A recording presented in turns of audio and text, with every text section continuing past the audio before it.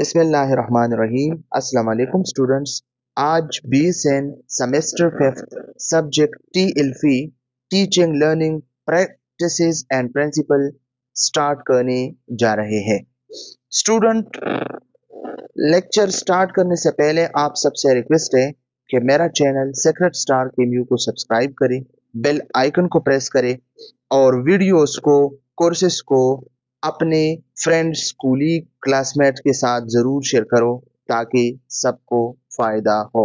Thank you so much. Student, ये जो subject है ना, ये बहुत ज़्यादा इम्पोर्टेंट है। बहुत ज़्यादा इम्पोर्टेंट क्यों है?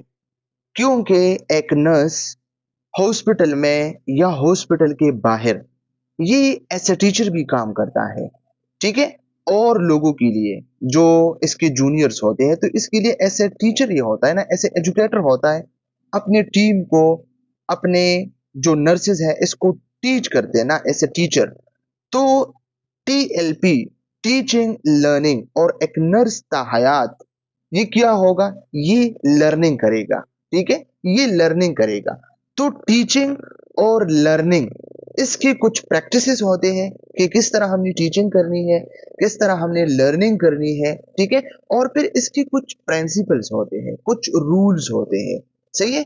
तो ये जो TLP है ना, TLP teaching learning practices and principle जो सब्जेक्ट है, ये हम इस तरह जो है एक्सप्लेन कर सकते हैं कि वो मेथड्स, वो स्ट्रेटजीज, वो बुनियादी आइडियाज, वो बेसिक आइडियाज जो एक टीचर को गाइड करके कि किस तरह टीचर्स इंस्ट्रक्शंस को डिलीवर करते हैं और किस तरह learner knowledge, skills, values, attitudes को इफेक्टिवली गेन करते हैं, ठीक है। तो ये हमारे पास है TLP। तो फिर TLP में हमारा जो फर्स्ट चैप्टर है वो है reflective writing and critical thinking. तो इस चैप्टर में हमने 2 चीजें डिस्कस करनी है। नंबर फर्स्ट हमने जो है डिस्कस करनी है रिफ्लेक्टिव राइटिंग, नंबर सेकंड हमने डिस्कस करनी है क्रिटिकल थिंकिंग। जब ये 2 ऑब्जेक्टिव्स हम कवर करेंगे तो इसके साथ साथ हमारा ये चैप्टर कवर होगा। स्टूडेंट, मैं एक बात आप लोगों के साथ शेयर करूं, बहुत ज्यादा जो है लेक्चर्स है TLP के, बहुत ज्यादा यूट्यूब पे आप देख सकते हैं, गूगल पे आप देख सकते हैं, लेकिन लोगों ने इसको मुख्तलिफ पार्ट्स में जो है एक्सप्लेन की है। पार्ट 1 में, पार्ट 2 में, पार्ट 3 में, पार्ट 4 में, पार्ट 5, पार्ट 6, इस तरह के। तो बंदा कंफ्यूज होता है कि मैं किस टाइम किसको देखूं। चैप्टर एक है और पार्ट इस पे जो है 6 आवर हमने इस पे कंज्यूम करना है, सही है। तो इसलिए मैंने एग्जाम पॉइंट ऑफ व्यू से कि जो MCQs आप लोगों के एग्जाम में आ सकते हैं या जो हमारे पास पेपर में आ चुके हैं, तो इसकी रोशनी में मैं इन स्लाइड्स को डिस्कस करता हूं। सबसे पहले मैं कंसेप्ट को क्लियर करता हूं, फिर बाद में हम स्लाइड्स में जो MCQs है पेशावर सिल रीजन में आ चुके हैं इसको मैं हाईलाइट करता हूं, और तीसरे जो MCQs आ सकते हैं पेपर में, इन सबको मैं डिस्क्राइब करता हूं, मेंशन करता हूं, आप लोगों के साथ शेयर करता हूं। तो आप लोग हमारे साथ कनेक्ट रहिए, सही है, और दूसरे फ्रेंड्स के साथ भी इसको शेयर करें ताकि सबको फायदा हो। Thank you. रिफ्लेक्टिव राइटिंग क्या होते हैं students? Reflective writing, writing about your experience and thinking about what you learn from it.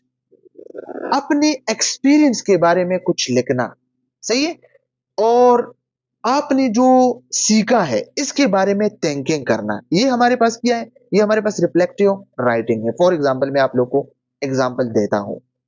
आप लोग के 3rd सेमेस्टर में क्लिनिकल स्टार्ट हुआ। जब आप लोग के क्लिनिकल स्टार्ट हुआ, आप गए, आपने IM IV इंजेक्शन सीखा, या आप लोगों ने IV लाइन पास किया, आप लोगों ने कैथेटराइजेशन किया, आप लोगों ने NG पास किया, सही है। तो इस तरह जब ये चीजें आप लोगों ने पास की, आप लोगों ने ये सीखे, तो आप जब कॉलेज में आए या आप जब घर में आए या आप लोगों के पास जब टाइम निकल गया, तो आपने क्या किया? रिफ्लेक्टिव राइटिंग किया। आप लोगों ने अपना रिफ्लेक्शन किया। रिफ्लेक्शन क्या होता है? जब एक लाइट को आप मिरर पे डालते हैं ना, तो मिरर इसको बाउंस बैक करते हैं, तो इसको कहते हैं रिफ्लेक्शन, सही है। रिफ्लेक्शन क्या होता है? Reflection of light. जब लाइट बैक बैक बाउंस होता है, अगर आप दीवार पे बाल को मारे तो बाल क्या होगा? बैक बाउंस होगा, ठीक है। तो इस तरह ये रिफ्लेक्शन है। तो रिफ्लेक्टिव राइटिंग क्या है? जो चीज आपने सीखी है तो इसको रीराइट करना, इसको रिफ्लेक्ट करना, इसको लिखना, ठीक है। और जो चीज आपने सीखा है, जो एक्सपीरियंस की है, इसके बारे में थिंकिंग करना, ये क्या है? ये रिफ्लेक्टिव राइटिंग है, ठीक है। आप लोगों को पता होगा ना, जब आप हॉस्पिटल जाओगी तो आप लोगों से 8 सेमेस्टर में क्लिनिकल प्रैक्टिस में पूछेगा अपना टीचर, मैडम या सर, कि आप लोगों ने रिफ्लेक्टिव लॉग बनानी है। रिफ्लेक्टिव लॉग क्या है? आपने इमरजेंसी वार्ड में टाइम गुजारा, तो इमरजेंसी वार्ड में जो भी ओरिएंटेशन किया है, जो भी एक्सपीरियंस किया है, वो आके आप लोगों ने रिपोर्ट करना है, आप लोगों ने लिखना है, ठीक है। फिर इसकी मुख्तलिफ किस्म के राइटिंग स्टाइल्स है, कुछ इसमें गिब्स है और मुख्तलिफ किस्म के स्टाइल्स है, इसको हम वन बाय वन डिस्कस करेंगे, सही है। तो ये हमारे पास क्या है? Reflective writing. फिर मैं एक्सप्लेन करता हूँ। अपने एक्सपीरियंस के बारे में लिखना और जो चीज आपने सीखी है इसको क्या करना? इसको थिंक करना, इसको सोचना, सही है। एग्जाम्पल, आप प्रेजेंटेशन दे रहे हैं क्लास में, ठीक है। तो फिर प्रेजेंटेशन के बाद आपने क्या लिखा? आपने रिफ्लेक्टिव राइटिंग लिखा। तो इसमें क्या आपने लिखा? आपने ये लिखा कि I was nervous during my presentation, I spoke too fast, I learn that I need to patterns more before practice more before speaking in front of others. Next time I will rehearsal and try to speak slowly. इसका क्या मतलब? इसका मतलब ये, आपने presentation किया class में, फिर आपने अपने प्रेजेंटेशन पे रिफ्लेक्टिव राइटिंग लिखा। तो रिफ्लेक्टिव राइटिंग में आपने क्या किया? आपने ये लिखा कि मैं दौरान प्रेजेंटेशन में नर्वस हो गया था, परेशान हो गया था, ठीक है, और मैं बहुत तेजी से बोल रहा था, फास्ट, सही है। तो मैंने ये सीखा कि मैं नेक्स्ट टाइम जो है क्या करूंगा? स्लो स्लो पढ़ूंगा, आहिस्ता आहिस्ता एक्सप्लेन करूंगा और इस पे मैं प्रैक्टिस करूंगा, सही है। तो ये आपका क्या हो गया? Reflective writing. नंबर सेकंड हमारे पास है क्रिटिकल थिंकिंग। ये क्रिटिकल थिंकिंग क्या है student? Critical thinking, thinking carefully before making a decision और बिलीविंग समथिंग। किसी चीज पे यकीन करना या किसी चीज के बारे में डिसीजन लेना, फैसला लेना, इससे पहले केयरफुली सोचना, केयरफुली थिंकिंग करना कि वाकई ये काम इस तरह है या वाकई ये इस तरह नहीं है। तो ये हमारे पास क्या है? क्रिटिकल थिंकिंग, सही है। For example, your friend says studying at night is always better. आपका दोस्त कह रहा है कि रात के वक्त स्टडी करना बहुत ज्यादा जो है अच्छा होता है। Instead of believing it immediately you ask think and check. इस तरह नहीं करना कि बस इसने कहा, इसने बोला और आपने इस पे यकीन किया, इस तरह नहीं है। आपने क्या करना है? आपने इमीडिएटली इस पे एक्शन नहीं लेना है कि मैं आपके बात के साथ कायल हूं, बल्कि आपने आस्क क्वेश्चन पूछना है, आपने इसके बारे में सोचना है, आपने इसको चेक करना है कि वाकई इस तरह है या नहीं है। जब आप एक चीज पे क्वेश्चन उठाओगे, इसके बारे में सोचोगे, इसको चेक करेंगे, तो इसको कहते हैं क्रिटिकल थिंकिंग, सही है। स्टूडेंट फिर से आप लोग देखें, टू टर्मिनोलॉजी है, मैं एक्सप्लेन करता हूं। रिफ्लेक्टिव राइटिंग, रिफ्लेक्टिव राइटिंग क्या होता है? राइटिंग अबाउट योर एक्सपीरियंस, अपने एक्सपीरियंस को राइट आउट करना, इसको लिखना, और अब आपने जो सीखा है इसको इस पे सोचना, ठीक है। आपने प्रेजेंटेशन किया क्लास में, प्रेजेंटेशन के दौरान आपने जो जो गलतियां की है इसको रिफ्लेक्ट करना और फिर अपने साथ सोचना कि आइंदा में जब प्रेजेंटेशन करूंगा तो मैं ये गलतियां नहीं करूंगा, ठीक है। व्हाट हैपन, मेरे साथ क्या हुआ। हाउ यू फेल्ट, मैंने किया जो है महसूस किया था।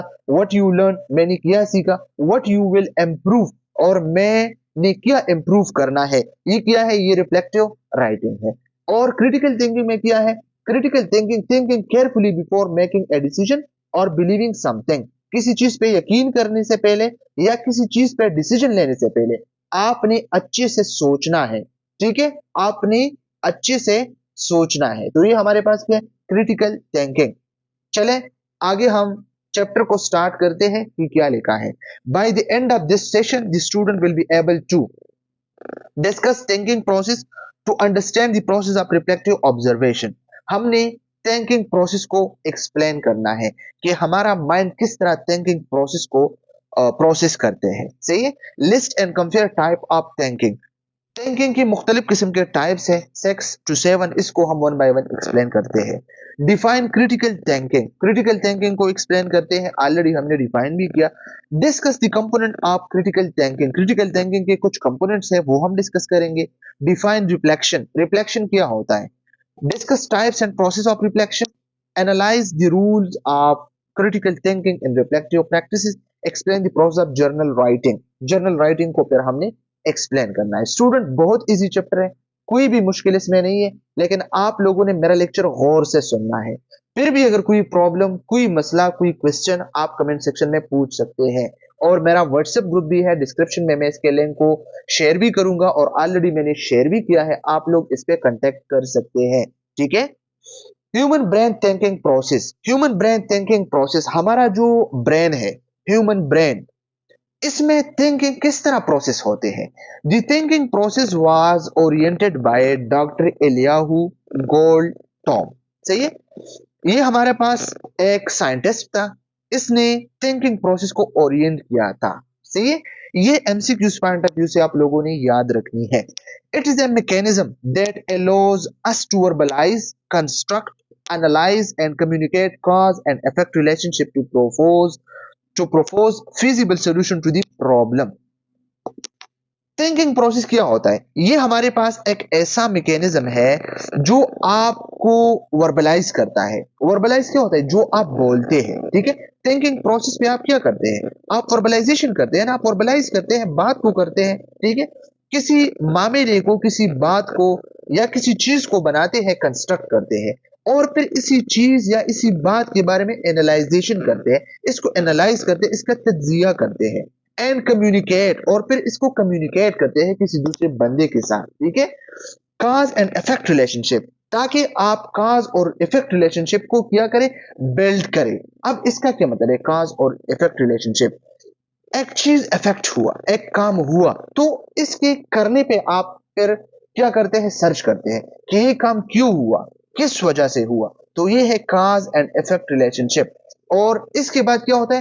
To propose feasible solution. जो पॉसिबल सोल्यूशन है एक प्रॉब्लम के, तो आपने इसको क्या करना है? इसको ढूंढना है. तो ये हमारे पास क्या है? Thinking process. थिंकिंग प्रोसेस में क्या करना है? वर्बलाइज, आपने बात करनी है, कंस्ट्रक्शन करनी है. सही है. एनालाइजेशन करनी है और कम्युनिकेशन करनी है. ठीक है. किस चीज के जरिए? काज एंड इफेक्ट रिलेशनशिप के जरिए, ताकि आप पॉसिबल सोल्यूशन को निकाले किसी प्रॉब्लम की. ठीक है. The word we have created is a product of over thinking. It can not be change without changing over thinking. ये जो वर्ड हमने अपने लिए बनाया है, तो ये हमारे सोच पे जो है डिपेंड करता है. ठीक है.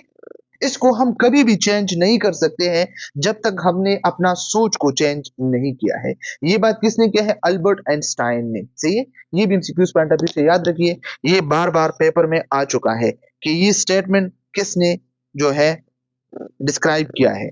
Human brain thinking process. Thinking exist as the top mental activity demonstrated by human. ये थिंकिंग प्रोसेस जो है ना, कॉग्निशन जो होते हैं, कॉग्निशन को क्या कहते हैं? थिंकिंग कहते हैं. थिंकिंग को कॉग्निशन भी कहते हैं. ठीक है. ये टॉप मेंटल एक्टिविटी है. टॉप मेंटल एक्टिविटी, आपका ब्रेन सबसे बेस्ट काम कौन सा करता है? Cognition, thinking. सही है. All human accomplishment and advancement come from the result of thoughts. जितनी भी ह्यूमन की अकम्प्लिशमेंट्स है, कामयाबियां है, एडवांसमेंट आते हैं हमारे जिंदगी में, हमारे लाइफ में, तो ये थॉट्स की रिजल्ट में आते हैं. आप लोग सोचते हैं और सोच के आप एक न्यू प्रोडक्ट को लॉन्च करते हैं. सही है. थॉट एंड एक्टिविटी और इनसेपरेबल. थॉट्स, सोच और एक्टिविटी, जो काम आप करते हैं, इसको आप एक दूसरे से सेपरेट नहीं कर सकते, जुदा नहीं कर सकते. तो ये बिल्कुल ठीक बात है.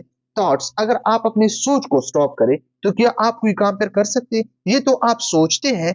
तो जब आप लोग सोचते हैं तो सोच के बिना पे मुख्तलिफ किस्म के आइडियाज आप लोग इसको गेन करते हैं, तो फिर इसके बाद आप लोग एक्टिविटी को परफॉर्म करते हैं. ठीक है. तो एक दूसरे से आप लोग इसको इनसेपरेट नहीं कर सकते हैं, इसको जुदा नहीं कर सकते हैं. All human normally perceive an action in his mind before undertaking an activity. जितने भी ह्यूमन है तो नॉर्मली वो एक एक्शन को क्या करते हैं? परसीव करते हैं अपने माइंड में. ठीक है. तो फिर जब एक एक्शन को परसीव करते हैं, सोचते हैं, तो इसके बाद फिर वो काम अमल में लेके आते हैं, फिर इस पे अमल करते हैं. फॉर एग्जाम्पल, एक बंदा जब कोई बात करता है तो बात से पहले वो सोचता है कि मैंने क्या कहना है.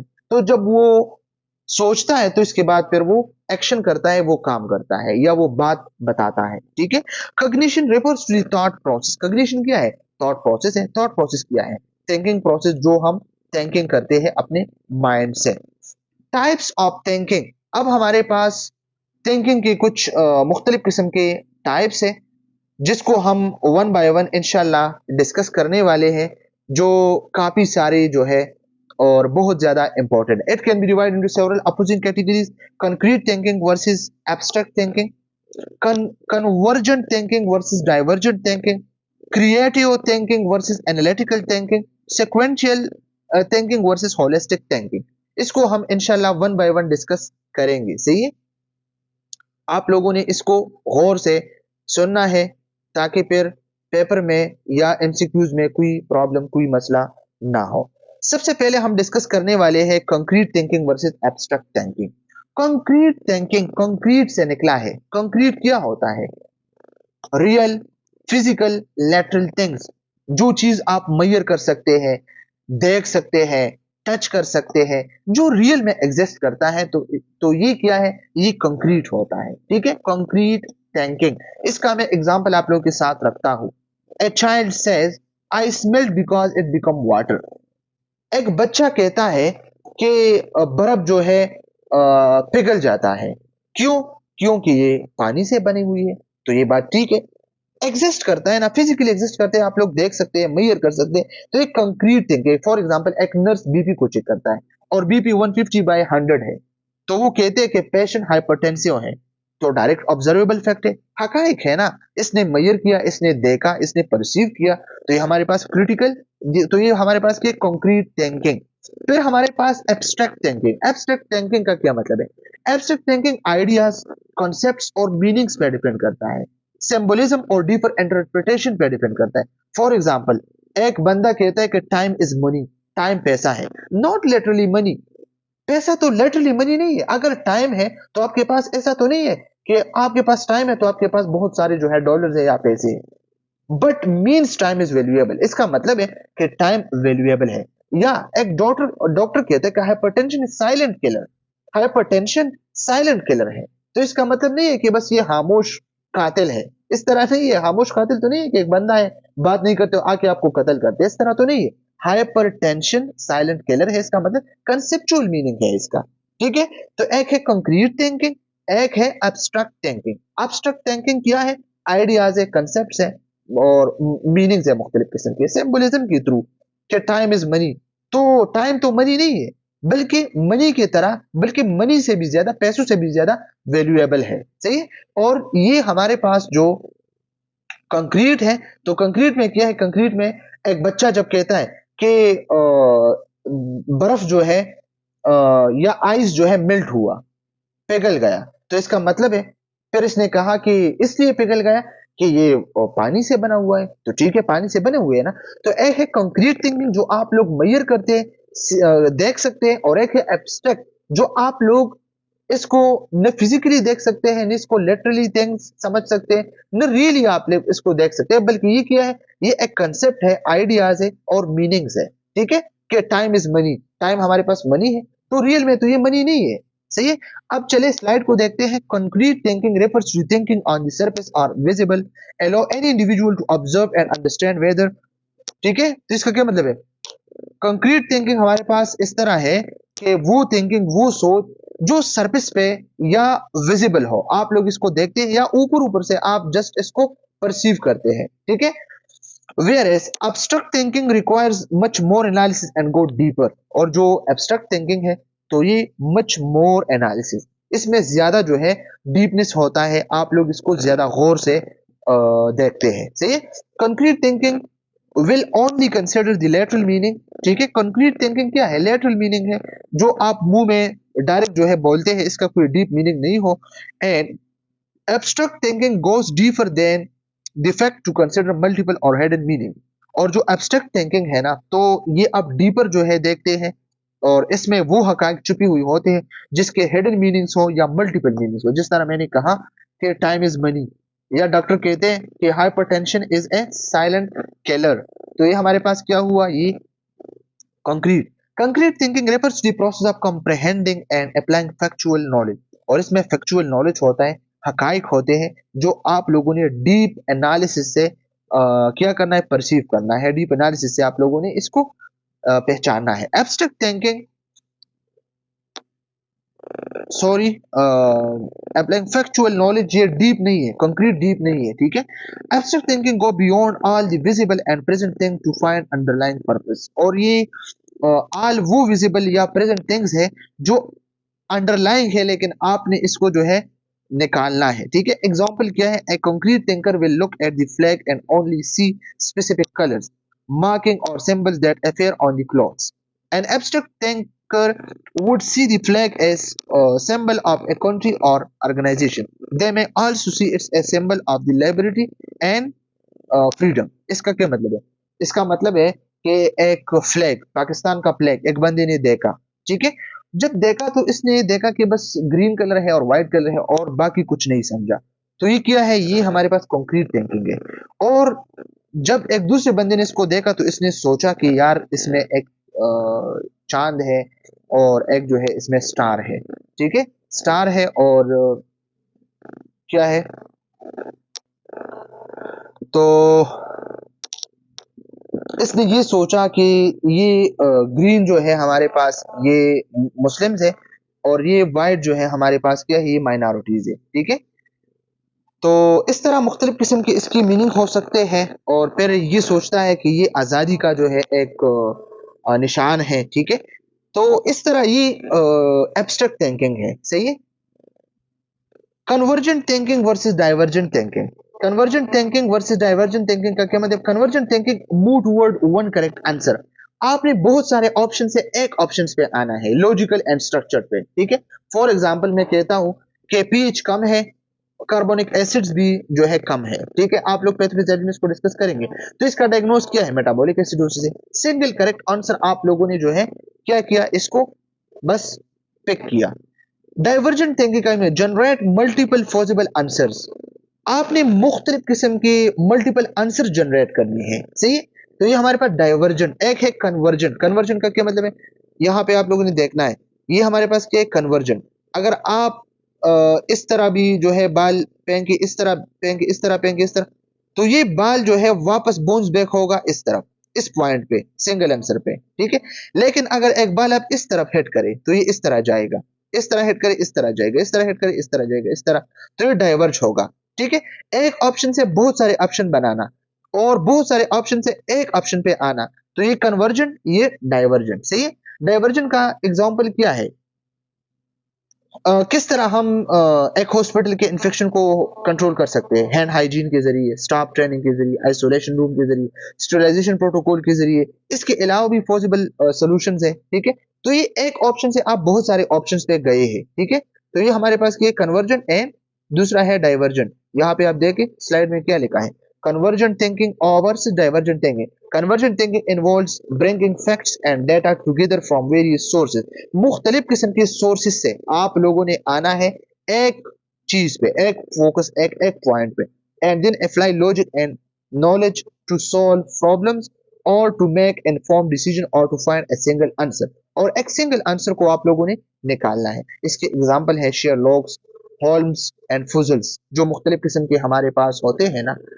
तो फॉर एग्जांपल इसकी भी मैं एक मिसाल पेश करता हूं ताकि फिर कोई मसला आप लोगों के लिए ना हो। फॉर एग्जांपल फजल 1 इजी में इसको डिस्कस करता हूं। Silent dog. साइलेंट डॉग, एक बंदा है और इसका मर्डर हुआ है नाइट के टाइम पे, ठीक है। तो इसके विटनेस क्या है, गवाहान कौन से हैं? इसके वाइफ है, इसका कुक है, इसका गार्डनर है और इसका मेड है। तो पुलिस ने क्या देखा? पुलिस ने देखा कि इसका जो विंडो है वो भी जो है तोड़ा हुआ है और फुटप्रिंट्स भी जो है गार्डन में है, ठीक है। और डॉग जो है इसने डॉग भूखा नहीं हुआ है, इसने आवाज नहीं था इस डॉग का, ठीक है, भूखा नहीं था, ठीक है। तो होल्मिस जो होते हैं इसने इमीडिएटली कहा कि किलर जो है वो बंदा है जो कुत्ते को पता है कि किलर मर्डर वाला कौन है जिसने किसी को कत्ल किया है, ठीक है। क्वेश्चन क्या है, वाई, क्यों? तो इसका आंसर क्या है, because the dog did not bark. कुत्ते ने क्यों आवाज नहीं किया? अगर एक स्ट्रेंजर बंदा घर में घुस गया तो डॉग ने आवाज करनी थी ना, क्यों नहीं भूखा? इसलिए कि जो भी था फैमिली का बंदा था, ठीक है। और डॉग के साथ मिलके इसने काम किया है। तो डॉग ने इसलिए जो है आवाज नहीं की है। सही है। तो ये हमारे पास क्या है, फजल्स है, होल्म्स और शॉर्लॉक्स वगैरह ये सब होते हैं। ये एक एग्जांपल मैंने दिया, ठीक है। तो ये कन्वर्जेंट थिंकिंग, मुख्तलिफ किस्म के गवाहान आपने मिलके एक फाइंड किया, एक पॉइंट आपने फाइंड किया कि इस बंदे ने कत्ल किया है, ठीक है, या इस बंदे ने कारनामा किया, ये फैक्ट है, ये फैक्ट है, ये फैक्ट है। एक पॉइंट पे आप सब आए मुख्तलिफ किस्म की। सही है। Divergent thinking involves breaking a topic effort to explore its various component parts and then generating new ideas and solution. Divergent thinking क्या है? एक चीज से आप लोग मुख्तलिफ किस्म के आइडियाज निकालते हैं कि ये भी हो सकता है, ये भी हो सकता है। एक टॉपिक को कंपोनेंट में तकसीम करना, इसको तोड़ना और फिर हर किसी पे अपना न्यू आइडिया लगाना और इसकी न्यू न्यू सॉल्यूशंस निकालना कि ये भी हो सकता है। हम कहते हैं ना, ऐसा भी हो सकता है, ऐसा भी हो सकता है। ये क्या है? ये डाइवर्जेंट थिंकिंग है। मसला एक है और इसके मुख्तलिफ किस्म का डायमेंशन। फॉर एग्जाम्पल, आप लोग कहते हैं कि हमने इन्फेक्शन कंट्रोल को जो है क्या करना है, इसको इन्फेक्शन को कंट्रोल करना है हॉस्पिटल में। तो इसके लिए आप लोगों ने कहा कि हैंड हाइजीन भी हो सकता है कि हम इसको कंट्रोल करें और वो कंट्रोल हो जाएगा। स्टाफ ट्रेनिंग भी जरूरी है, आइसोलेशन रूम भी जरूरी है, आइसोलेशन प्रोटोकॉल भी जरूरी है। इसके अलावा भी बहुत सारे जो है सोल्यूशन है जो हम इस पे अप्लाई कर सकते हैं। तो ये हमारे पास क्या हुआ, ये डाइवर्जेंट थिंकिंग हुआ, ठीक है। Thinking outward instead of inward, आप बाहर जाएंगे, इस तरह जाएंगे, इंस्टेड ऑफ इनसाइड। इनसाइड तो इनसाइड अगर आप लोग आते हैं तो ये तो इस तरह होगा ना, इस तरह। लेकिन अगर आप बाहर जाते हैं तो इस तरह जाओगे ना, इस तरह, ठीक है। A creative process of developing original and unique ideas, इसमें आप, ये क्रिएटिव प्रोसेस है जिसमें आप ओरिजिनल और यूनिक आइडियाज को डेवलप कर सकते हैं। ये एमसीक्यूज पॉइंट ऑफ व्यू से आप लोगों ने याद रखना है। फिर इसके बाद हमारे पास है analytical thinking and creative thinking. सही है। तो एनालिटिकल थिंकिंग में क्या है, इसमें हम इंफॉर्मेशन को ब्रेक्स करते हैं स्मॉल पार्ट्स में, ठीक है, और फिर इसको, इसका जो है step by step logical examination करते हैं। फॉर एग्जांपल, हमने पीएच चेक किया, ठीक है, CO2 चेक किया, HCO3 चेक किया और कंपेंसेशन को चेक किया। फिर स्टेप बाय स्टेप हमने इसका एनालिसिस किया। सही है। तो ये हमारे पास क्या है, एनालिटिकल थिंकिंग है। और क्रिएटिव थिंकिंग क्या है, क्रिएटिव थिंकिंग हमारे पास है न्यू आइडियाज को प्रोड्यूस करना, इमेजिनेटिव और इनोवेटिव, न्यू न्यू चीजें डिस्कवर करना, न्यू न्यू चीजें, न्यू न्यू आइडियाज बनाना, इमेजिनेशन करना कि ऐसा भी हो सकता है। For example, design a new teaching methods for ABCs using colour codes and memory tracks, मुख्तलिफ किस्म के मेमोरी ट्रैक्स और कलर कोड्स को यूज करना, न्यू टीचिंग मेथोडोलॉजीज को, एबीजीज को पढ़ाने के लिए। तो ये क्या क्रिएटिव थिंकिंग है। आपने एक थिंकिंग किया, सोच किया कि इस तरह मैं टीचिंग मेथोडोलॉजी यूज करूं तो मेरे बच्चे सही से जो है पढ़ सकते हैं। सही है। और एनालिटिकल में क्या है, एक इंफॉर्मेशन को स्मॉल पार्ट्स में ब्रेक करना और इसकी step by step logical examination करना। सही है। ये हमारे पास क्या है, ये हमारे पास एनालिटिकल थिंकिंग है। सही है। स्लाइड में देखते क्या लिखा है, analytical thinking is about breaking information down into parts and examine those parts their relationship. ठीक है। इंफॉर्मेशन को पार्ट्स में कन्वर्ट करना और इसके रिलेशनशिप को बरकरार करना। It involves thinking in a logical, systematic order to analyze data, solve problems, make decision and or use information. इसमें क्या करना है, सिस्टमेटिक ऑर्डर है, इसमें डेटा को एनालाइज करना है, प्रॉब्लम्स को सॉल्व करना है और डिसीजन जो है लेनी है और इंफॉर्मेशन को यूज करना है। Creative thinking refers to conceiving new and innovative ideas by breaking from established thoughts, theories, rules and procedures. जो ऑलरेडी established thoughts है, थ्योरीज है, मुख्तलिफ किस्म की रूल्स है, प्रोसीजर है, इस पे जो है मुख्तलिफ किस्म की न्यू आइडियाज को जो है बनाना, न्यू आइडियाज को इसके बारे में जो है बनाना कि इस तरह भी हम कर सकते हैं, इस तरह भी हम कर सकते हैं। ये क्या है, ये हमारे पास creative thinking. It is not about breaking things down और taking them apart but rather putting things together in new and imaginative way। वही चीजें हैं लेकिन न्यू तरीके से और इमेजिनेटिव वे पे आप लोगों ने इसको क्या करना है, डिस्क्राइब करना है।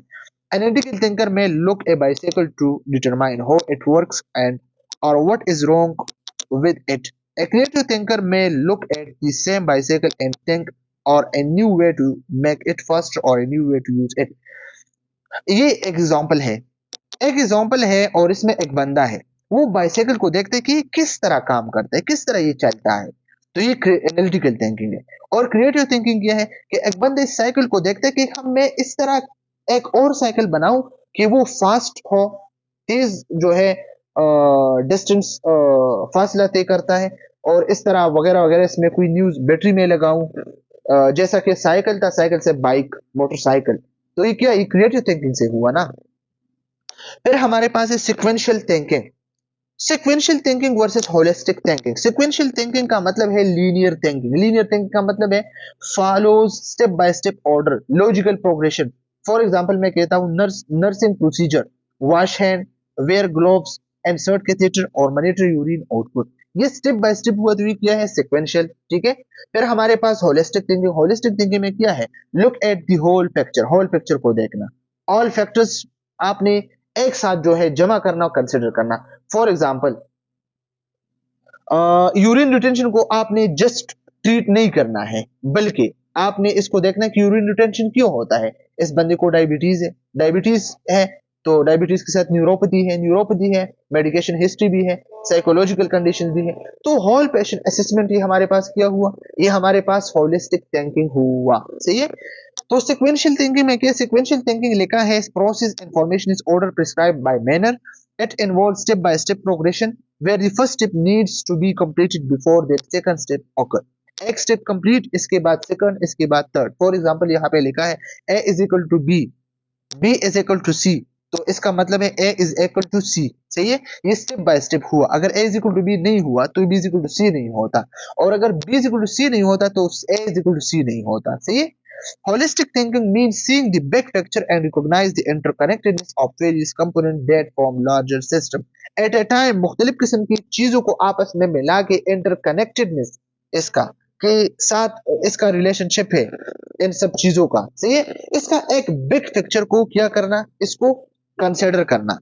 When assembling a table, a sequential thinker would follow by step direction. A holistic thinker would want to see or mentally visualize how the table would look when it's completed. सही है। ये भी एक example इसने जो है दिया है, और मैंने इससे आसान एग्जांपल जो है आप लोगों के साथ रखा। सही है। Critical thinking. क्रिटिकल थिंकिंग क्या है स्टूडेंट्स? क्रिटिकल थिंकिंग हमने ऑलरेडी डिस्कस भी किया कि डिसीजन लेने से पहले या किसी चीज पे या किसी काम पे यकीन करने से पहले अच्छे से आपने जो है सोचना है। ठीक है। A careful and goal directed thinking. ठीक है। केयरफुल, ख्याल से, गोल डायरेक्टेड, इसका एक गोल होना चाहिए। That is used to assess complicated situation, जिसके जरिए हम कॉम्प्लिकेटेड सिचुएशंस को असेस करते हैं। Identify actual and potential problem, या एक्चुअल कोई डिजीज, कोई प्रॉब्लम है, या पोटेंशियल मतलब एक प्रॉब्लम होने वाला है। ठीक है। And make decision about an action plan, तो आपके पास जो एक्शन प्लान है इसके बारे में डिसीजन लेना। ये हमारे पास critical thinking. Critical thinking CT is considered as fundamental cognitive process for knowledge development.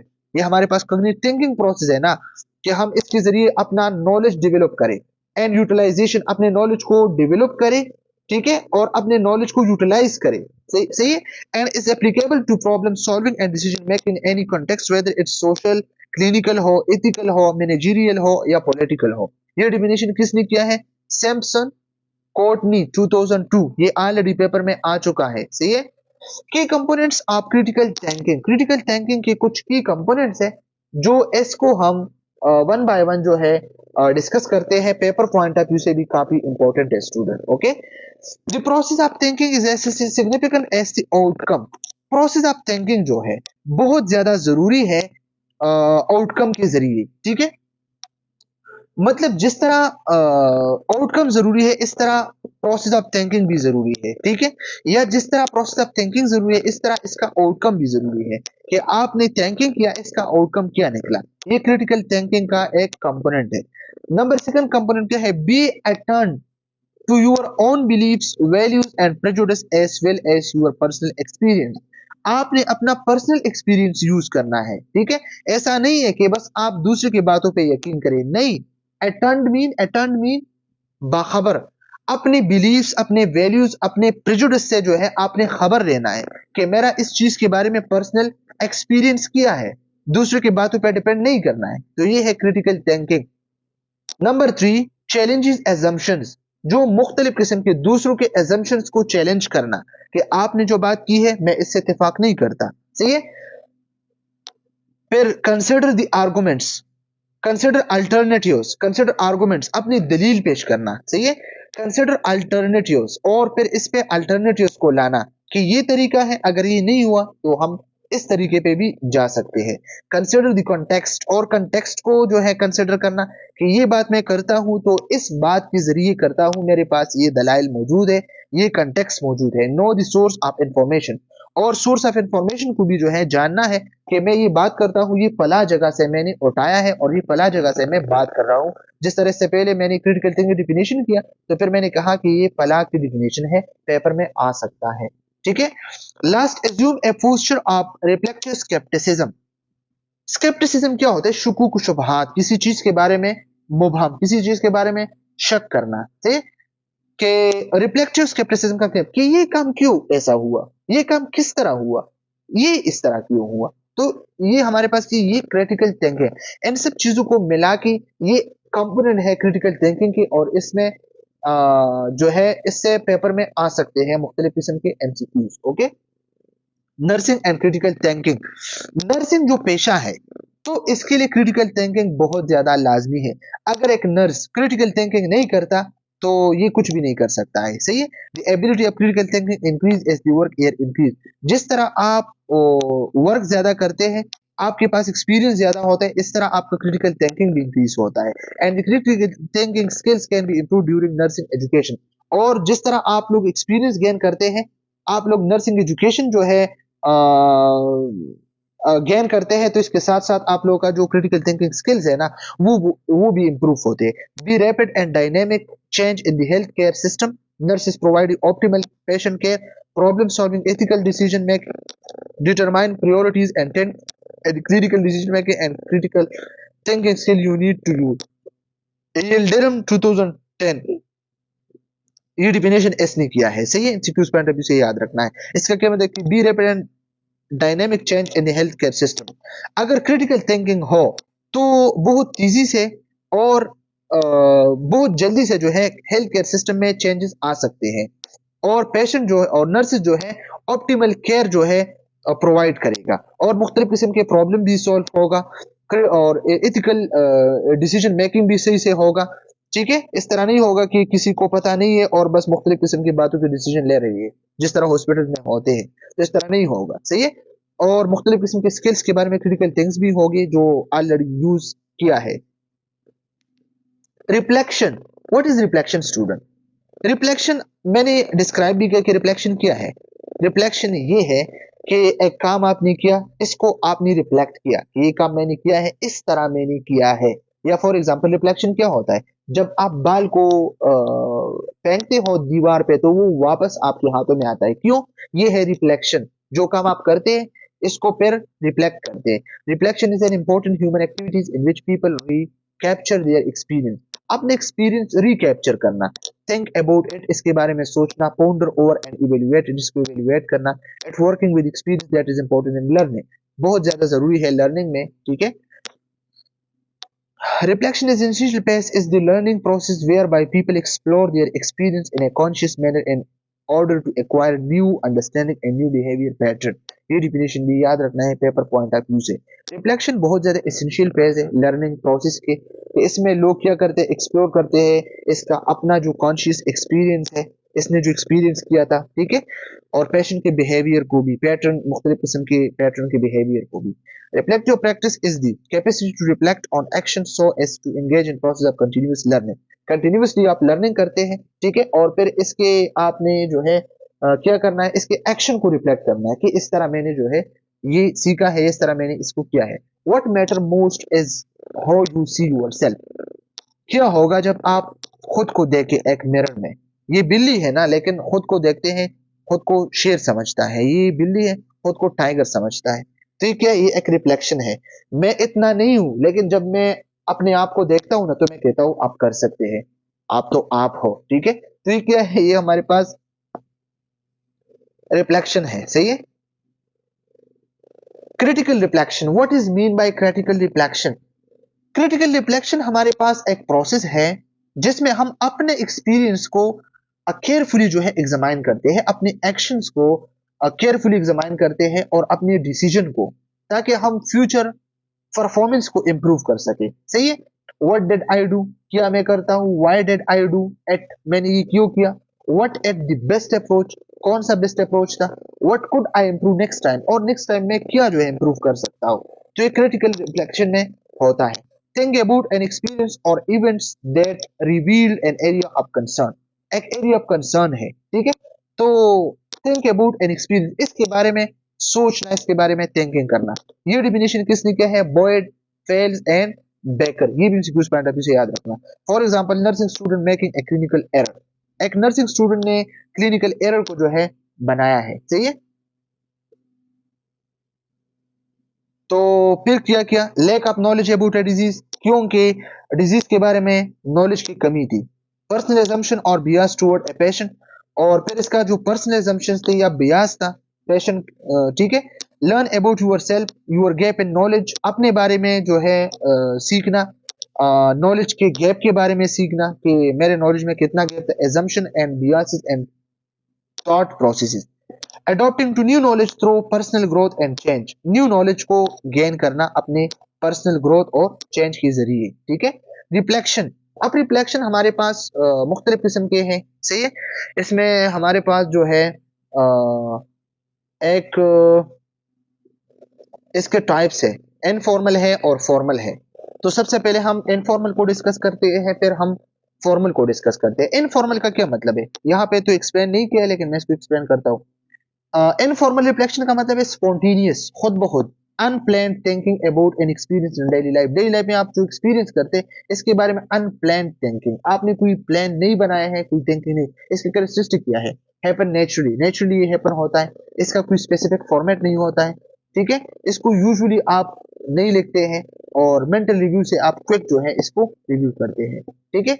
For example, इसके एग्जांपल मैं देता हूं कि कैथेटर इंजर्शन के बाद आप सोचते हैं कि नेक्स्ट टाइम मुझे चाहिए कि मैं प्रोसीजर को क्लियरली पेशेंट के साथ जो है एक्सप्लेन करूं, या स्टेप बाय स्टेप इसको मैं एक्सप्लेन करूं ताकि इसका एंजाइटी कम हो। तो ये क्या है, ये हमारे पास इनफॉर्मल रिफ्लेक्शन है, सही है। और फिर इसके बाद हमारे पास है फॉर्मल, ठीक है। तो फॉर्मल क्या है, फॉर्मल प्लान होता है, स्ट्रक्चर्ड होता है, और इसको अक्सर जो है हम इसको लिखते हैं और किसी मॉडल के जरिए हम इसको सॉल्व करते हैं। फॉर एग्जांपल, इसका फॉर्मल स्ट्रक्चर होता है, इसको हम लिखते हैं, रिफ्लेक्शन मॉडल्स यूज करते हैं और प्रोफेशनल प्रैक्टिस इसके करते हैं। For example, Gibbs reflective cycle इसके लिए यूज होता है, या कोल्ब लर्निंग साइकिल जो है इसके लिए यूज होता है, ठीक है। तो इनफॉर्मल रिफ्लेक्शन के लिए क्या लिखा है, इन्वॉल्व सेल्फ क्वेश्चनिंग, खुद से क्वेश्चनिंग करना, डेवलप और अवेयरनेस ऑफ और ओन एजम्पशन, अपने एजम्पशन के बारे में अवेयरनेस लेना, ट्रू विदाउट प्रूफ, ये ठीक है लेकिन कोई प्रूफ इसका नहीं है, तो ये इनफॉर्मल है, ठीक है। फॉर्मल क्या है, draw on research and theory, theory और रिसर्च के जरिए आपने ड्रॉ किया है काम, provide guidance and framework for practice, तो ये ज्यादा सेफ होता है ये फॉर्मल, और ये इनफॉर्मल सेफ नहीं होता है ज्यादा, ठीक है। What is reflective learning, what is reflective learning, reflective learning क्या है स्टूडेंट्स, ये सब के सब सेम किस्म के होते हैं, लेकिन आप लोगों ने इसमें कंफ्यूज नहीं होना। ये हमारे पास एक ऐसा प्रोसेस है जिसमें एक बंदा जो है बंदे ने जो सीखा है, ठीक है, तो इसके बारे में ये डीपली जो है सोचता है अपने एक्सपीरियंस के बारे में कि किया हुआ था, इसको एनालाइज करना है और फ्यूचर परफॉर्मेंस को इम्प्रूव करना है सेल्फ एवेल्युएशन और एक्सपीरियंस के जरिए, ठीक है। इसने लर्निंग किया था सेल्फ एवेल्युएशन एंड एक्सपीरियंस के जरिए, not just memorise fact, okay. और फिर इसका जो हमारे पास मुख्तलिफ किस्म के कंपोनेंट्स हैं, तो experience some things, think about it, analyse it, improve next time, सही है। और इसके लिए फिर हमारे पास कुछ एग्जांपल भी है, आप कैथेटर को इंसर्ट करते हैं डायबिटिक पेशेंट को, ठीक है, तो प्रोसीजर के बाद आप खुद से जो है क्वेश्चन पूछते हैं, आप खुद से पूछते हैं कि did I maintain aseptic technique properly, properly मैंने एसेप्टिक टेक्निक मेंटेन किया था, मेरा कम्युनिकेशन क्लियर था पेशेंट के साथ, या मैंने पेशेंट डिस्कम्फर्ट को रिड्यूस किया है, इसके पेन को रिड्यूस किया है या नहीं, नेक्स्ट टाइम इंशाल्लाह मैं इसको इम्प्रूव करूंगा। तो ये क्या है, रिफ्लेक्टिव लर्निंग है, ठीक है। रिफ्लेक्टिव लर्निंग किया है आपने, एक कैथेटर को इंसर्ट किया, फिर आपने बाद में सोचा कि क्या मैंने एसेप्टिक टेक्निक यूज की है, कोई इन्फेक्शन तो मैंने नहीं लगाया है उधर, या मेरा कम्युनिकेशन क्लियर था, ठीक है, और नेक्स्ट टाइम में इंशाल्लाह इस तरह नहीं करूंगा, मैं ठीक काम करूंगा। ये क्या है, ये रिफ्लेक्टिव लर्निंग है। अपनी रिफ्लेक्शन से आपने क्या सीखा। Reflective learning is a learn process that require time and practice. It is an active process. Student ये याद रखना, ये एक एक्टिव प्रोसेस है। Through issue yourself, asking question and seek out relevant information to add your understanding. याद रखना student, क्या मतलब एक्टिव प्रोसेस है। जो रिफ्लेक्शन आपने दिया है, इससे आपने क्या सीखा, क्या गलती की है, नेक्स्ट टाइम आप ये गलती नहीं करेंगे। सही है। Reflective learning is not only about recognise something new. Reflective learning सिर्फ ये नहीं है कि आपने ये रिकॉग्नाइज किया कि ये न्यू चीज है। It is also to see reality in a new way. Reality को न्यू वे में देखना। Reflection is an important skill to develop and require you to think about how you are personally relating to what is happened in the learning environment. ये सब चीजें जो है important है और easy भी है। Process of reflective learning। सबसे पहले first point, what do I think about this issue topic experience। इस experience, इस topic, इस issue के बारे में मेरा क्या सोच है। सही है। Explore my understanding, perception and ideas. फिर मैं अपने आइडियाज, अपनी परसेप्शन, अपनी अंडरस्टैंडिंग को एक्सप्लोर करता हूँ। क्वेश्चन माई एजम्पशंस, अपने एजम्पशंस में क्वेश्चंस करना। आइडेंटिफाई एनी कंफ्यूजिंग और डिफिकल्ट टू अंडरस्टैंड, और वो कंफ्यूजिंग पॉइंट या वो डिफिकल्ट पॉइंट आइडेंटिफाई करना जिसको अंडरस्टैंड करना मुश्किल हो। What more do I need to know to help my understanding. मैंने खुद को समझाना है, मैंने अंडरस्टैंड रहना है। सही है। Develop and refine my ideas and belief. इसके जरिए मैं क्या करता हूँ, अपने आइडियाज और बिलीफ को रिफाइन करता हूँ और डेवलप करता हूँ, बनाता हूँ और ठीक करता हूँ। Identify, locate and interpret relevant information and sources. Relevant information और सोर्सेज को मैंने आइडेंटिफाई करना है, लोकेट करना है, इंटरप्रेट करना है कि कहाँ पे है, कैसा है और क्यों है। How can I use this experience to improve my learning, thinking and working. किस तरह मैं यूज कर सकता हूं अपने एक्सपीरियंस कि मैं लर्निंग को कैसे इंप्रूव कर सकूं। ठीक है। आपके पास एक्सपीरियंस हो, आप टीचिंग करोगे तो स्टूडेंट लर्निंग करेगा। सही है। And working, easy word I do differently next time.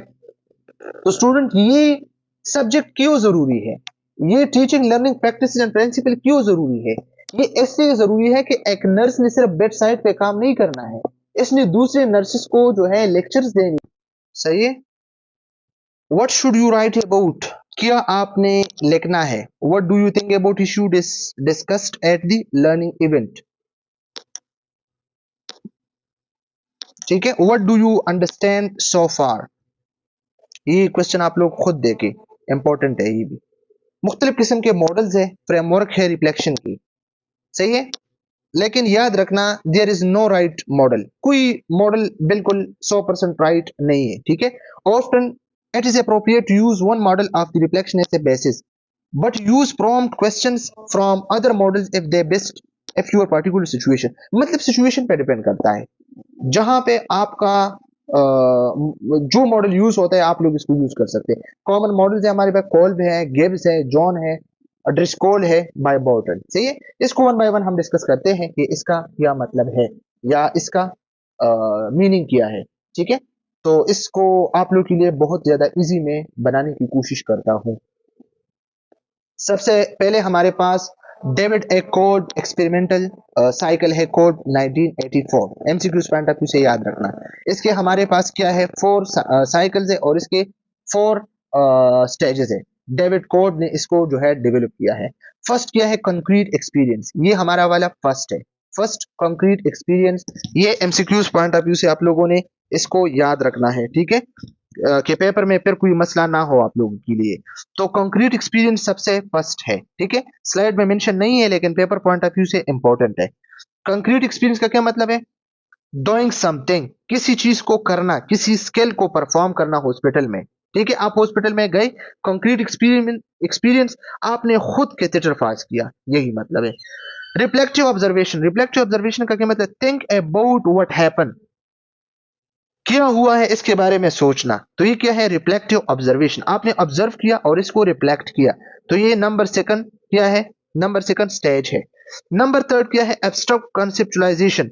Conceptualisation लेकिन abstract, learning from act, from theory, theory से कुछ सीखना, ये क्या है, एब्स्ट्रैक्ट कंसेप्चुलाइजेशन। लास्ट वन क्या, एक्टिव एक्सपेरिमेंटेशन, इसमें आप बिल्कुल एक्टिव हो और आपने learning apply learning next time आप बिल्कुल रेडी हो कि आप अप्लाई करें अपने नॉलेज को। ये कोब एक्सपेरिमेंटल साइकिल है, सही है। फिर इसके बाद हमारे पास है गिब्स मॉडल, और इसका मैं एक्सपीरियंस इसका मैं एग्जांपल भी शेयर करता हूं। आपने कैथेटर को इंसर्ट किया, तो ये हमारे पास क्या हुआ, concrete experience.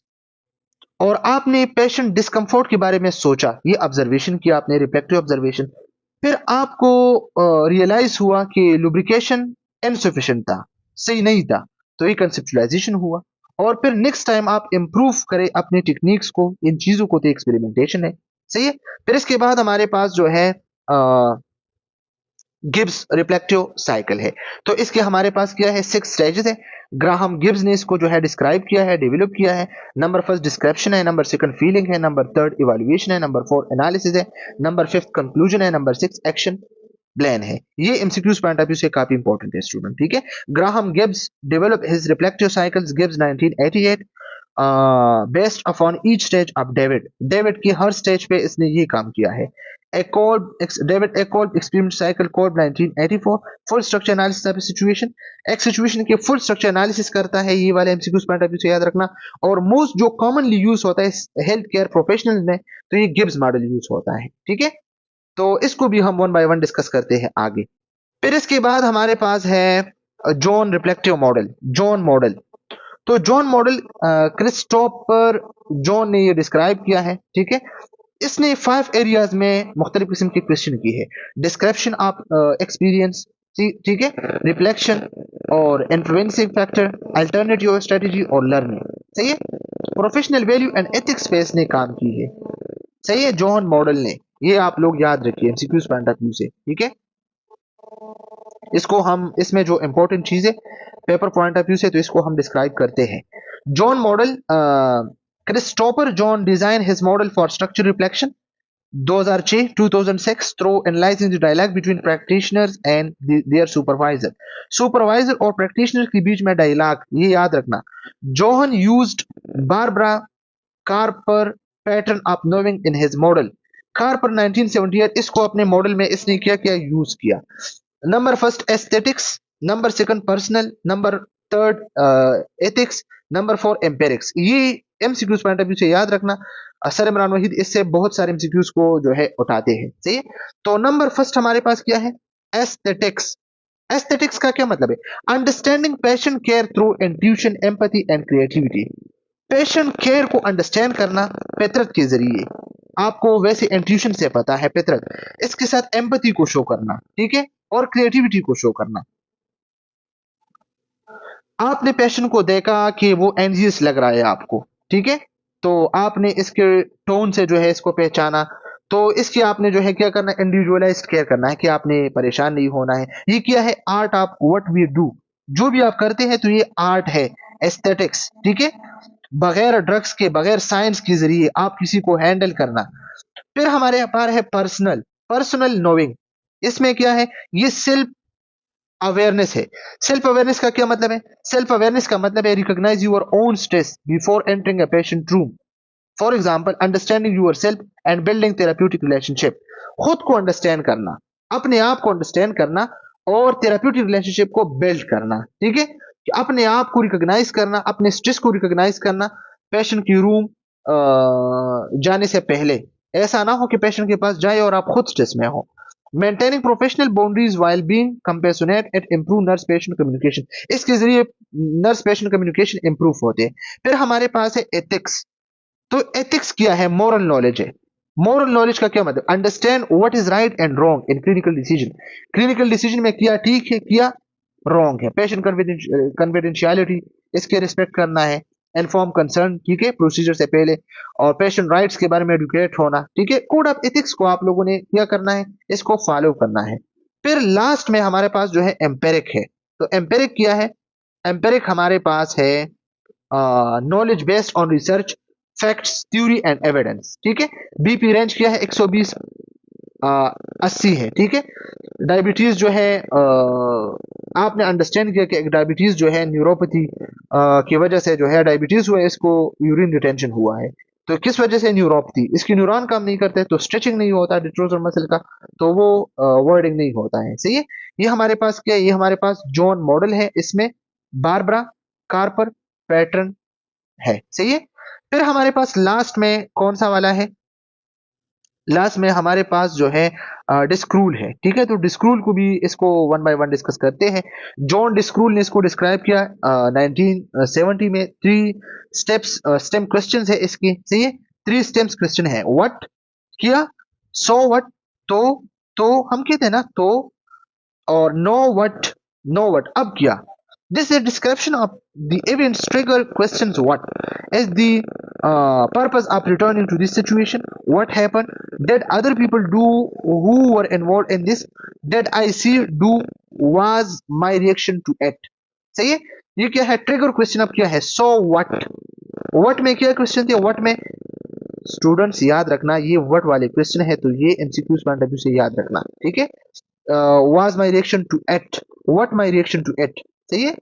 what do other people do where, what the purpose of the returning the situation, what happened, ये MCQs पॉइंट ऑफ व्यू से याद रखना।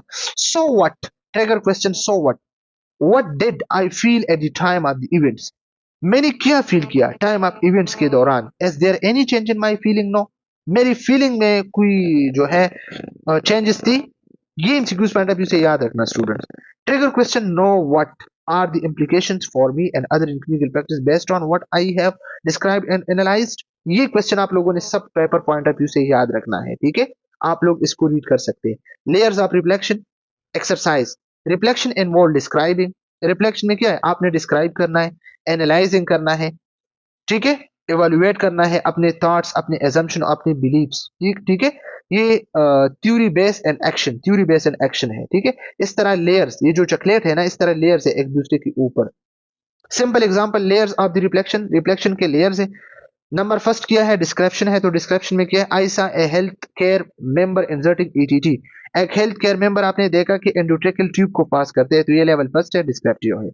आई सा health care member inserting ETT which I had not seen before। मैंने एक health care professional को देखा, ATT इसने पास करनी थी, लेकिन इससे पहले मैंने इसको नहीं देखा था, तो ये डिस्क्रिप्शन और सम रिफ्लेक्शन है। डिस्क्रिप्शन भी है, सम रिफ्लेक्शन भी है। Number third, I saw a healthcare member inserting ATT which I had not been seen before, it's really sensitized me। मैंने एक बंदी को देखा जो एटीटी ट्यूब को इंसर्ट करती थी, लेकिन मैंने इससे पहले इसको नहीं देखा था और इसने मुझे जो है सेंसिटाइज किया रियली। तो ये डिस्क्रिप्शन भी है, रिफ्लेक्शन भी है, अवेयरनेस भी है। सही है, और लर्निंग भी है। फिर लास्ट में, I saw a health care member inserting ETT which I had not see, it's really sensitise me, I will learn and try it under supervision. मैंने एक बंदी को देखा जो एटीटी ट्यूब को पास करती थी, इससे पहले मैंने इसको नहीं देखा था और इसने मुझे जो है सेंसिटाइज किया और फिर मैंने इसका जो है सुपरविजन किया। तो ये किया है, लेवल 4 है, डिस्क्रिप्शन भी है, रिफ्लेक्शन भी है, लर्निंग भी है, फ्यूचर एक्शन भी है। सही है। लेयर ऑफ रिफ्लेक्शन, ये डिस्क्रिप्शन है, ऑलरेडी डिस्कस किया, ये आप देख सकते हैं खुद। Reflective practice, what is reflective practice? Reflective practice इसका क्या मतलब है स्टूडेंट्स? अगर किसी को पता है कमेंट सेक्शन में पूछ सकते हैं। ठीक है, reflective practices layered with your reflection using emotions, your awareness of yourself in the action। Description में क्या है, layered with your reflection using emotion, इसमें आपकी इमोशंस भी है। ठीक है, learned layered gain with what you learn from the reflection and awareness, फिर आपने क्या गेन किया। ठीक है, रिफ्लेक्शन और अवेयरनेस है। layered gain with how and what you learn through your reflection has changed your future learning, thinking, behavior, ये सब आप लोग ये चीजें जो है चेंज कर सकते हैं। सही है। फिर हमारे पास जो है लास्ट वाला मॉडल है जो काफ़ी ज़्यादा इम्पोर्टेंट है और इसको मैं इंशाल्लाह आप लोगों के साथ जो है शेयर करने वाला हूँ डिटेल के साथ, ताकि फिर आप लोगों के लिए कोई मसला, कोई प्रॉब्लम ना हो। सही है। तो Gibbs suggest are often cited as Gibbs reflective cycles or Gibbs model of the reflection 1988 and simplified into the following 6 distinct stages। number first description, number second feeling, number third evaluation, number 4 analysis, number 5 conclusion, number 6 action plan. इस तरह भी MCQs आ सकते हैं कि 4 steps पे क्या है, 4 stage पे क्या है एनालिसिस है, या इस तरह भी इसके एक्शन प्लान कहाँ पे है। एमसीक्यूज पॉइंट ऑफ व्यू से आप लोगों ने याद रखना है, ठीक है। तो डिस्क्रिप्शन में क्या है, डिस्क्रिप्शन में क्या है, डिस्क्राइब इवेंट, इवेंट को डिस्क्राइब करना, व्हाट हैपन, क्या वाकया हुआ, डोंट मेक जजमेंट येट और try to draw conclusion, simply describe, simply describe करना है।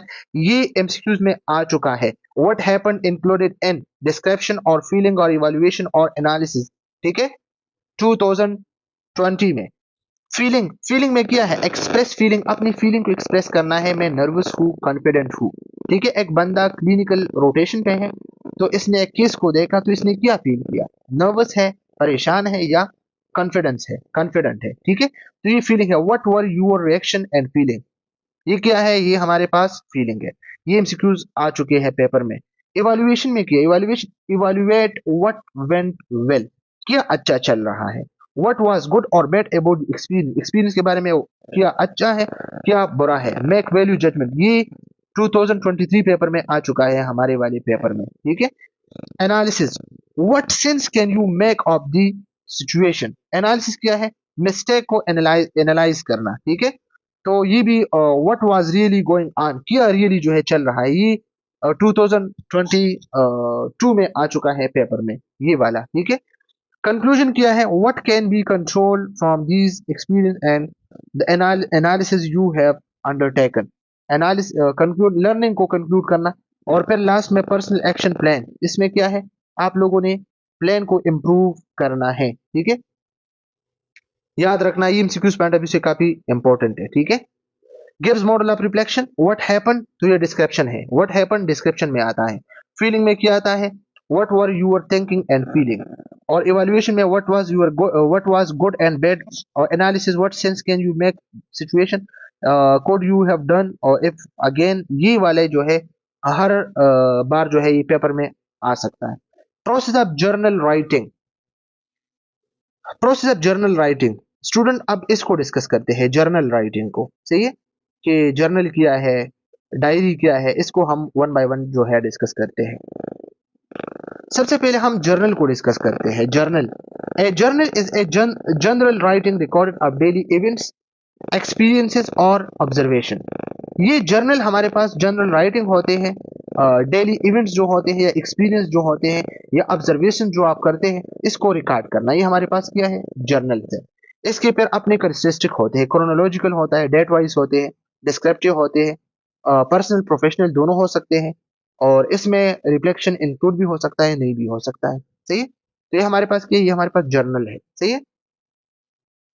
फिर journal writing, a journal is a continued series of writing made by person in response to their life experience and events. इसमें बंदा अपने life experience events को लिखते हैं।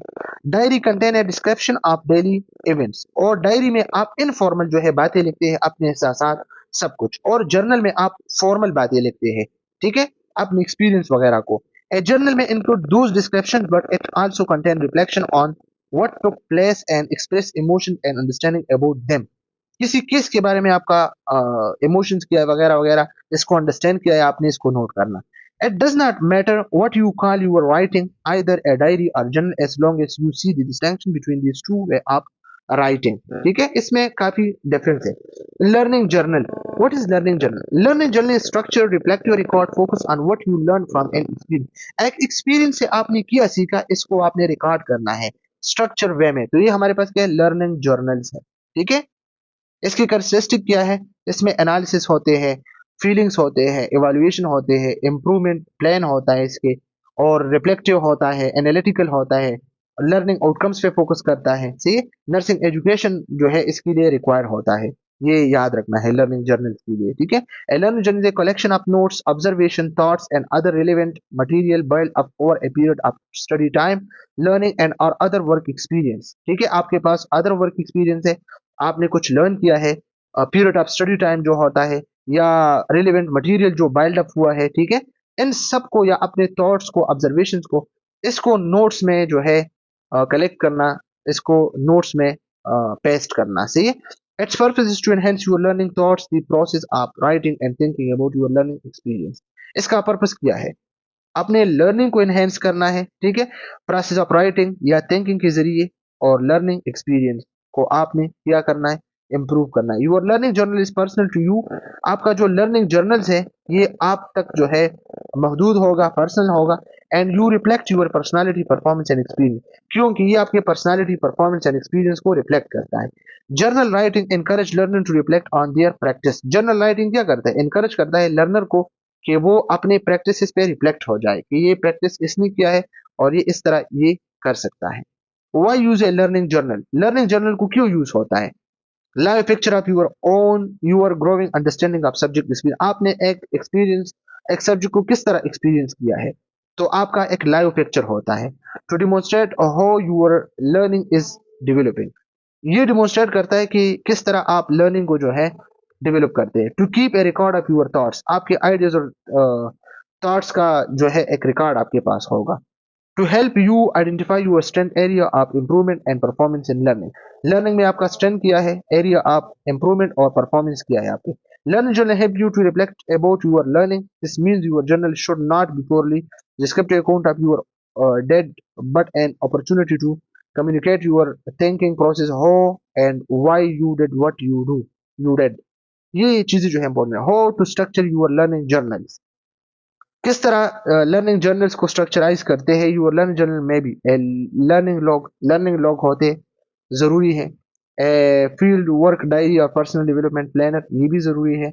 ए journal a journal could be noted and electronic documents, sometimes recorded verbally on tape। Choose a method that work best for you। ये सब चीजें जरूर। Critical thinking, intellectually disciplined process of actively and skillfully conceptualize, applying, analyze, and synthesize and evaluating information gathered from and generated by। ये बिल्कुल easy है और easy जो है definition है। Intellectual disciplined process है ना, actively और skillfully conceptualize, ठीक है। Critical thinking and nursing. Nursing में क्रिटिकल थिंकिंग बहुत ज्यादा इंपॉर्टेंट है, सही है, ये भी हम डिस्कस कर चुके हैं। क्रिटिकल थिंकिंग नर्सिंग ये एक और डिफिनेशन है जो मुख्तलिफ किस्म के साइंटिस्ट ने की है, इसको आप खुद जो है रीड कर सकते हैं। Nursing and critical thinking. Nursing और क्रिटिकल थिंकिंग बहुत ज्यादा जरूरी है, ठीक है। अगर एक नर्स में क्रिटिकल अगर एक नर्स क्रिटिकल थिंकर नहीं है तो ये कुछ भी नहीं है, ठीक है। ये मुख्तलिफ किस्म के रेफरेंसेस हैं। अगर कोई मजीद डिटेल के साथ पढ़ना चाहते हैं तो इस लिंक और इस रेफरेंसेस पे आप जा सकते हैं। अगर किसी को कोई प्रॉब्लम, कोई मसला हो, कमेंट सेक्शन में पूछ सकते हैं। Thank you so much. खुदा हाफिज।